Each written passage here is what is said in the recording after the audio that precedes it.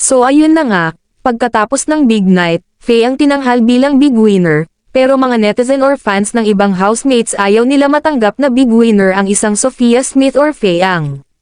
Dahil kung walang last minute vote si Colette daw talaga ang panalo. Pero wala na tayong magagawa kasi lahat naman ng big night sa PBB ay may last minute vote, nagkataon lang talaga mga fans ni Faye Ang ay nakapaghanda para sa last minute vote. Yung iba nga rin nagulat, dahil akala nila sila Kai at Faye ang maghaharap sa trono, pero nagkakamali sila kasi, mas malakas pa pala si Ren over Kai.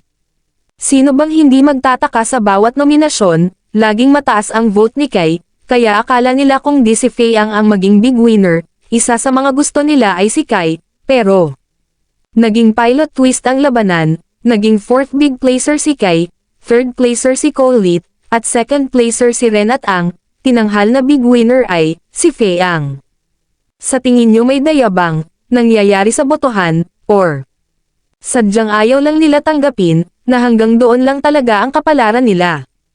Pero kahit ganon pa man may mga future parents sila kahit hindi sila big winner, wag na lang mag-away-away, bagkus lahat silang big 4 or sa lahat ng housemate ni Kuya suportahan na lang natin sa mga tatahakin nilang landas, dahil wala naman talagang mangyayari kung mag-away-away pa kayo, kasi magkakaibigan naman sila, kayo lang talaga ang magulo. Tingnan na lang natin kung sino talaga ang aangaat, ang career or kung sino ang maging superstar. Salamat po sa panonood, at mag-iiwan ako sa kasabihang mag-engot sa taong hindi mo kilala, lalong-lalo na sa kilala muna.